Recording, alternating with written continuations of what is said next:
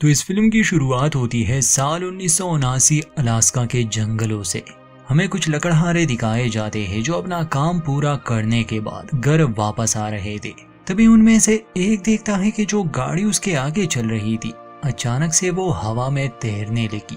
ये देखकर तो उस आदमी को अपनी आंखों पर यकीन नहीं आ रहा था। वो गाड़ी नीचे गिरती है। ये आदमी अपने साथी की मदद के लिए जब जाता है तो हमें एक एलियन अंतरिक्ष यान दिखाया जाता है जिससे तेज रोशनी निकलती है और वो इस इंसान को जमीन से उठा लेती है।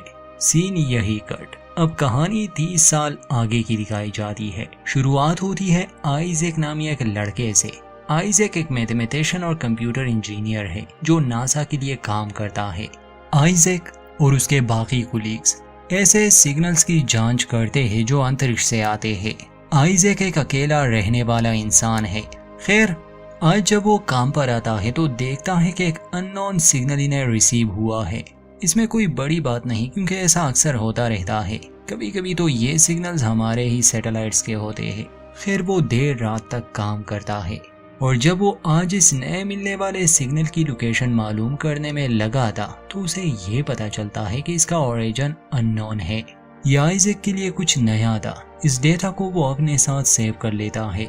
रात को छुट्टी के बाद वो अपने साइकियाट्रिस्ट से मिलता है क्योंकि आइजैक के पिता गुजर चुके थे, इसलिए वो इस सदमे से कभी बाहर ना निकल सका। उसकी साइकियाट्रिस्ट जो कि एक और लेडी थी वो आइजैक को मशवरा देती है कि तुम ज्यादा किसी से मिलते नहीं हो, बात नहीं करते, इसलिए आज से तुम एक कैमरा लो और डेली अपनी वीडियो बनाओ। जो बातें तुम्हारे दिमाग में होती है तुम किसी के साथ शेयर नहीं कर पाते, उन्हें रिकॉर्ड कर लिया करो। ये काफी असरदार थेरेपी है और बहुत से लोगों को इससे मदद मिली है और शायद तुम्हें भी मिले।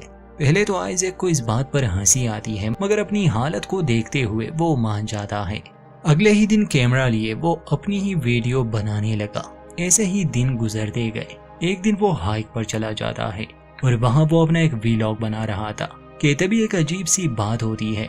आसमान से एक मेटियोर नीचे गिर जाता है। अच्छी बात ये थी कि ये शहर में नहीं गिरता बल्कि जंगल में गिर जाता है। शहर के कुछ लोग इसे जरूर देख लेते हैं और जब आइजैक का ध्यान इस पर गया तो वो भी काफी हैरान था। वो फैसला करता है कि वो खुद इसे देखने जाएगा। मगर ठीक उसी समय मिलिट्री वाले और फाइटर जेट्स वहां पहुंच जाते हैं। आइजैक उनसे चुप जाता है और जंगल की तरफ जाने लगा। हादसे वाली जगह पर जब वो पहुंचता है तो उसे कोई भी मेटियोर नहीं दिखता, ना ही टकराव का कोई नामो निशान था। मगर उसे जो दिखता है उसे विश्वास नहीं हो रहा था। उसके सामने ही एक एलियन यूएफओ था। वो उसकी फुटेज लेने लगा मगर देखते ही देखते वो यूएफओ वहां से गायब हो जाती है। तभी आइजैक को एहसास होता है कि उसके पीछे कुछ है। वो मुड़ता है तो उसके पीछे ठीक वैसा ही एलियन खड़ा था जैसे हम इंसानों ने अपने दिमाग में बनाया है। एक बड़े सर वाला कमजोर सा एलियन जो सदियों से इमेजिन किया जा रहा है। खैर, यह अद्भुत नजारा देखकर आइजैक को तो कुछ समझ ही नहीं आ रहा था, इसलिए मौका समझकर वो उस एलियन की फुटेज लेने लगा। जब वो एलियन जाने लगा तो आइजैक भी उसके पीछे आता है मगर इसके बाद आइजैक को कुछ भी याद नहीं था। 3 दिन गुजर जाते हैं। उन्हीं पहाड़ों में आइजैक को होश आता है। उस एलियन को देखने के बाद उसे कुछ भी याद नहीं था और उसके एक हाथ में दर्द भी था। जहां वो काम करता अब वो लोग भी परेशान थे कि आखिर ये बंदा कहाँ गया। उस मेटियोर की खबरें पूरी दुनिया में दिखाई जा रही थी। होश में आते ही आइजैक सबसे पहले अपने कैमरा को चेक करता है। जो फुटेज उसने ली थी वो सही सलामत थी, मतलब कि जो उसने देखा बिल्कुल सच था, उसका कोई सपना नहीं था। घर आने के बाद उसे कुछ अजीब महसूस हो रहा था। वो अपने टीवी को छूता है तो उसका हाथ उसके आर पार चला गया। जब वो गौर से किसी चीज को देखता तो वो चीज गायब हो जाती और कुछ सेकंड्स के बाद वो वापस से आ जाती। आइजैक इस बारे में किसी को नहीं बताता मगर अगले ही दिन वो एक डॉक्टर के पास जाता है। जब वो उसके हाथ की जांच करता है, एक्सरे लेता है, वो उसे बताता है कि ये तो बड़ा ही अजीब सा केस है। तुम्हारी हड्डी बिल्कुल सीधी काटी गई है और घाव का कोई नामो निशान भी नहीं है। डॉक्टर उसे ये कहता है कि मैं इसे अच्छी तरह से स्टडी करके बताऊंगा कि तुम्हारे साथ ऐसा क्या हुआ। इसके बाद आइजैक सीधा अपने काम पर चला जाता है और अपने कुलीग को इस हादसे के बारे में बताता है, ये साबित करने के लिए कि अब उसमें कुछ शक्ति आ गई है। वो एक ग्लास को टेबल पर रखता है उसके सामने और अपने दिमाग की शक्ति से उसे गायब कर देता है। मगर समस्या ये थी कि वो आइजैक के लिए गायब हुआ था, उसके साथी के लिए नहीं। ये बात आइजैक को बिल्कुल समझ नहीं आती। वो उसे वो फुटेज दिखाता है और बताता है कि ये मेरे साथ हुआ और ये बिल्कुल रियल है, कोई मजाक नहीं है। उसका साथी रॉब उसे समझाता है कि तुम इस बात को सीक्रेट ही रखो, मगर आइजैक उसकी एक नहीं सुनता। वो दुनिया वालों को दिखाना चाहता था, इसलिए वो उस फुटेज को इंटरनेट पर अपलोड कर देता है। अगली सुबह जब वो उठता है, वीडियो लाखों लोग देख चुके थे। कुछ तो एलियंस को मानते, मगर बहुत से लोग इसे बस एक मजाक समझ रहे थे। आइजैक को टीवी चैनल से कॉल आते हैं, वो उसे एक इंटरव्यू पर बुलाना चाहते थे।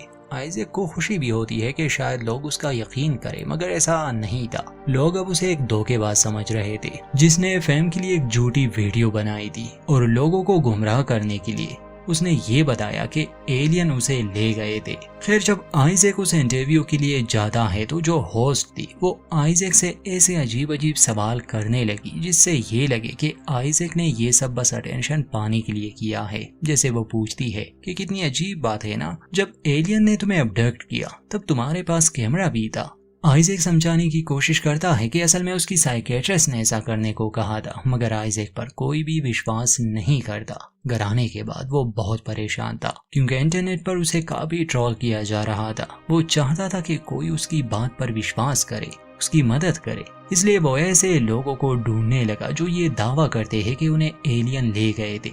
उसे मिल जाती है एक लड़की जिसका नाम सेरा था। वो उससे मिलने की मांग करता है जिस पर वो मान जाती है। दोनों एक रेस्टोरेंट में मिलने वाले थे। उसके आने से पहले भी आइजैक को ऐसा लग रहा था जैसे वो अपने दिमाग की शक्ति से चीजों को हवा में उठा सकता है। कुछ देर बाद सेरा आती है जो काफी नर्वस लग रही थी। वो अपने अबडक्शन के बारे में ज्यादा खुलकर नहीं बता रही थी, इसलिए आइजैक उसे सारी बात बता देता है और ऐसे सबूत भी दिखाता है कि ये एलियन आज से नहीं बल्कि सैकड़ों सालों से हम पर नजर रखे हुए है। सेरा उसकी बात सुनती है, उसे विश्वास भी था। फिर वो वहाँ से चली जाती है। सीन शिफ्ट होता है कनाडा के जंगलों पर, जहाँ हमें काल नामी एक बूढ़ा आदमी दिखाया जाता है। वो बहुत से उपकरण का इस्तेमाल करके सिग्नल को डिटेक्ट कर रहा था। काल ही वो आदमी है जिसे आज से 30 साल पहले एलियन ले गए थे और तब से लेकर आज तक वो भी इन एलियंस को ढूंढने में लगा है। दूसरी तरफ कैलिफोर्निया में आइजैक को सेरा की कॉल आती है जो उसे बताती है कि हमारे सवालों के जवाब सिर्फ एक इंसान के पास हो सकते हैं। आज से 30 साल पहले अलास्का में एक इंसिडेंट हुआ था। काल नामी एक आदमी ने एलियन अबडक्शन का दावा किया था, मगर फिर वो गायब हो गया। उसकी बातों को दुनिया वाले इसलिए सच मान रहे थे क्योंकि उसे 3 लाई डिटेक्टर टेस्ट से गुजारा गया, जिसका मतलब कि वो सच कह रहा था। खैर दोनों ये प्लान बनाते हैं कि किसी तरह उस इंसान को ढूंढेंगे। आइजैक अपनी फुटेज के बहुत सारे कॉपीज बना लेता है और अलग अलग जगहों पर भेज देता है जिससे शायद इन्हें काल का पता चल सके। फिर जब आइजैक उन्हें मेल करने वाला था, उसकी मुलाकात एक आदमी से होती है जो उसे पहचान लेता है। वो उसे कहता है कि मैं एक ऑनलाइन ब्लॉग चलाता हूँ, अगर तुम चाहो तो तुम्हारी कहानी मैं दुनिया को बता सकता हूँ जिससे लोग तुम पर यकीन करेंगे। वो अपना कार्ड उसे देकर चला जाता है। आइजैक को जब ये एहसास हो जाता है कि न्यूज में और इंटरनेट पर लोग उसे एक झूठा मान रहे हैं, तो वो उस जर्नलिस्ट के पास जाता है। वो आदमी अपना नाम बेन बताता है, कहता है कि हम दुनिया वालों को यकीन दिला सकते हैं अगर मैं तुम्हारा लाई डिटेक्टर टेस्ट लूं तो। आइजैक कहता है कि ठीक है। वो आदमी आइजैक को मशीन से जोड़ देता है और उससे सवाल पूछने लगा। आइजैक हर सवाल का सही से जवाब देता। अंत में बेन कहता है कि तुम यही रुको, मैं आता हूँ। और तभी 2 एजेंट आइजैक को पकड़ने आते हैं। आइजैक भागने की कोशिश करता है मगर उन लोगों के पास अजीब से लेजर गन थे जिससे वो आइजैक को बेहोश कर देते हैं। आइजैक को जब होश आता है तो उसे एक सीक्रेट फैसिलिटी में लाया गया था। अजीब से सूट पहने 2 लोगों ने उसे पकड़ा था। वो उसे एक वाइट रूम में ले आते हैं, एक चेयर से बांध देते हैं और वो आदमी जिसने खुद को जर्नलिस्ट कहा था, अपना नाम बेन बताया था, वो सामने आता है जो कि असल में एक सीक्रेट एजेंट था और उसका असली नाम एजेंट ग्रेव्स था। वो आइजैक से कहता है कि हम तुम्हें यहाँ तुम्हारी मर्जी के खिलाफ लाए हैं क्योंकि हमें यकीन है कि तुम्हारे पास ऐसी जानकारी है जिससे दुनिया का भला हो सकता है। तभी आइजैक देखता है कि सेरा को भी वहाँ लाया गया है। ग्रेव्स उससे कुछ टेस्ट लेना चाहता था। वो दूसरे कमरे में कुछ सामान रखता, यही देखने के लिए कि आइजैक में शक्तियाँ है या नहीं। मगर आइजैक उन शक्तियों का इस्तेमाल बिल्कुल नहीं कर रहा था। वो बार बार सेरा के बारे में पूछ रहा था। ग्रेब बताता है कि तुम अकेले नहीं हो जिसने ये सब एक्सपीरियंस किया है, तुमसे पहले बहुत लोगों को हम लाए थे। वो बार बार काल के बारे में पूछ रहा था। आइजैक को तो उसके बारे में कुछ पता ही नहीं था। जब गार्ड्स उसे लेने आते हैं तो वो उन पर हमला कर देता है और यहाँ हम जान पाते हैं कि ये इंसान नहीं बल्कि रोबोट्स हैं। आइजैक किसी तरह सेरा को भी उस जगह से निकाल लेता है और दोनों इस फैसिलिटी से भागने लगे। कुछ बंद दरवाजों को आइजैक अपने शक्ति से खोलने में सफल रहा। ये लोग बाहर आते हैं तो देखते हैं कि ये अब अमेरिका में नहीं है बल्कि ये सीक्रेट फैसिलिटी हांगकांग में है। ये एक टाउन में थे। एक बारटेंडर से मदद मांगते हैं। आइजैक उससे पूछता है कि क्या हमें यहाँ कंप्यूटर और इंटरनेट मिल सकता है। वो लड़की उन्हें नेड नामी एक आदमी का एड्रेस देती है कि वो तुम्हारी मदद कर सकता है। 10 किलोमीटर जाने के बाद इन्हें नेड मिलता है। वो आइजैक से नाम पूछता है। असली नाम बताने पर वो उसकी मदद के लिए तैयार हो जाता है, मगर तभी उस फैसिलिटी के रोबोट्स इन्हें पकड़ने आ जाते हैं। नेड भी इनके बारे में जानता था, इसलिए वो सेरा और आइजैक की मदद करता है और उन्हें अपने सीक्रेट लोकेशन पर ले जाता है जिसे ट्रेस करना नामुमकिन था। आइजैक नेट से कहता है कि हमें यहाँ जबरदस्ती लाया गया है। खैर बाद में दोनों मिलकर काल की लोकेशन मालूम करते हैं जो कि अब ब्रिटिश कोलंबिया कनाडा में था। उसका केबिन आबादी से बहुत दूर था। उसका कंप्यूटर हैक करके आइजैक उससे बात कर पाता है। कुछ दिन पहले आइजैक को जो सिग्नल रिसीव हुआ था जिसे वो एनोमली समझ रहा था, असल में वो इन एलियंस की तरफ से था। जब वो काल को बताता है कि मुझे एक सिग्नल रिसीव हुआ है तो काल उसे कहता है कि वो सिग्नल मुझे भेजो, क्योंकि सिर्फ काल ही वो इकलौता इंसान था जो इन एलियंस की भाषा को ट्रांसलेट कर पाता था। आइजैक वो संदेश उसे भेजता है, मगर इसके बाद काल अपने कंप्यूटर को ऑफ कर देता है और इन लोगों का संपर्क टूट गया। अब अगर इन्हें जवाब चाहिए तो इन्हें मिलना होगा काल से। आइजैक सेरा को समझाता है कि अगर मैंने ये सब यहीं पर छोड़ दिया तो मैं पागल हो जाऊंगा। हर दिन उठकर मैं खुद से यही सवाल करता रहूंगा कि वो सब क्या था। इसलिए मैं सच जानना चाहता हूँ। मैं उस आदमी से मिलना चाहता हूँ। क्या तुम मेरा साथ दोगी? जिस पर सेरा मान जाती है। ये लोग अब कनाडा जाने वाले थे और नेड भी इन्हें ज्वाइन करता है। वो एजेंट सब भी इनके पीछे थे। अब अलग अलग रास्तों से ये कनाडा जाने लगे, कहीं प्लेन तो कहीं बोट से, ताकि ये पकड़े ना जाए।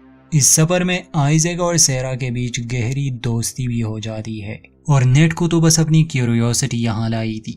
एक दिन जब ये ट्रेन में सफर कर रहे थे तो वो दो रोबोट्स इन्हें पकड़ने आते हैं। नेड इन्हें चकमा देने की कोशिश करता है मास्क लगाकर, मगर वो इन्हें पहचान लेते हैं। ये अपनी जान बचाने की कोशिश करते हैं और उन्हें ट्रेन से ही फेंक देते हैं। फाइनली ये लोग ब्रिटिश कोलंबिया पहुंच जाते हैं। जब ये एक वैन में उस लोकेशन पर जाते हैं जो इनके हिसाब से काल का ठिकाना हो सकता है, कुछ घंटों के बाद ये एक जंगल में पहुंच गए और सामने ही एक कैबिन था। तभी काल गन लिए बाहर आता है, मगर आइजैक उसे बता देता है कि मेरा नाम आइजैक है, वो एलियन सिग्नल मैंने ही तुम्हें भेजा था। वो एक मशीन हाथ में लिए इनके ट्रैकर डिवाइसेस को बंद कर देता है और कहता है कि ये उन एजेंट्स ने नहीं लगाए, ये उन एलियंस ने लगाए हैं। फिर वो इन लोगों को अंदर आने देता है और बताता है कि तुम लोगों ने जो सिग्नल भेजा था वो मैंने डिकोड कर दिया है। उसके हिसाब से एलियन अगले 5 दिनों में फिर से हमारे साथ संपर्क करेंगे, कैसे ये नहीं पता, मगर उसमें यही लिखा था। ये लोग काल और उसके मशीनों के बारे में काफी कुछ जान लेते हैं। काल के हिसाब से वो दुश्मन नहीं है, शायद उनके आने का मकसद कुछ और है, मगर आज तक वो जान नहीं पाया। वो अपने अब्डक्शन की कहानी भी इन्हें सुनाता है। खैर 2 दिन बाद जब आइजैक को कुछ फील हुआ, वो जंगल की तरफ भाग जाता है और वहाँ उसका सामना होता है उस एलियन से। इस बार आइजैक इतना डरा हुआ नहीं था। वो उससे पूछता है कि आखिर तुम हमसे क्या चाहते हो, और इसके बाद सीन शिफ्ट होता है काल के घर पर, जहाँ 2 एलियंस और ये लोग एक कमरे में बैठे थे।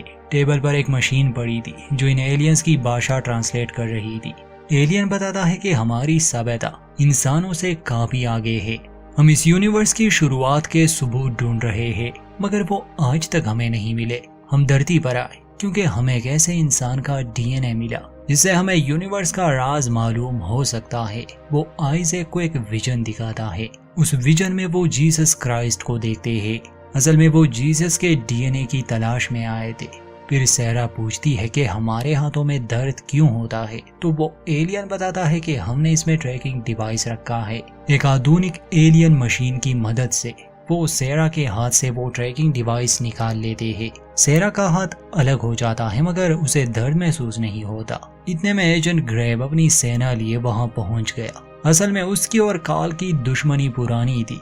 काल इन्हें रोकने बाहर आता है मगर उसे शूट कर दिया जाता है। एलियन आइजैक के हाथ से भी उस ट्रैकिंग डिवाइस को निकाल लेता है और फिर उसे कहता है कि अपनी शक्ति का इस्तेमाल करके वो बड़ी आसानी से निकल सकता है। तो जब वो अपने दिमाग पर जोर देता है, खुद को और अपने साथियों को वो अदृश्य कर देता है। एजेंट्स उसे देख ही नहीं पाते। एलियन काल को जिंदा कर देते हैं। अंत में एजेंट ग्रेब देखता है कि वो एलियन अंतरिक्ष यान पृथ्वी से चला गया। कुछ महीने बाद हमें ये दिखाया जाता है कि आइजैक और सैरा एक साथ रहने लगे, वो भी खुशी खुशी।